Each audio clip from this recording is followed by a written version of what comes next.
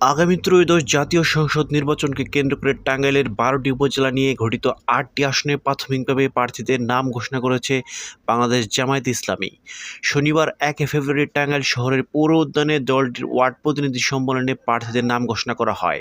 এই সম্মেলনে প্রধান অতিথি হিসেবে উপস্থিত ছিলেন জামায়াতে ইসলামীর নায়েবে আমির ডাক্তার সৈয়দ আবদুল্লাহ মোহাম্মদ তাহের। ৮টি আসনে প্রাথমিকভাবে মনোনীত প্রার্থীরা হলেন টাঙ্গাইল ১ আসনে মধুপুর ও ধনবাড়ী অধ্যক্ষ মোমতাজ আলী, টাঙ্গাইল ২ মধুপুর ও গোপালপুর আসনে মাওলানা হুমায়ুন কবির এবং টাঙ্গাইল ৩ আসনে ঘাটাইল হোসনে মোবারক বাবলু এবং টাঙ্গাইল ৪ আসনে কালিহাতী অধ্যাপক খন্দকার আব্দুর রাজ্জাক এবং টাঙ্গাইল ৫ টাঙ্গাইল সদর আসনে আহসান হাবিব মাসুদ এবং টাঙ্গাইল ৬ দেলদুয়ার ও নাগরপুর আসনে ডাক্তার এ.কে.এম আব্দুল হামিদ এবং টাঙ্গাইল ৭ মির্জাপুর আসনে অধ্যক্ষ আবদুল্লাহ তালুকদার এবং সর্বশেষ টাঙ্গাইল ৮ আসনে বাসাইল এবং সখীপুরে আসনে শফিকুল ইসলাম খান।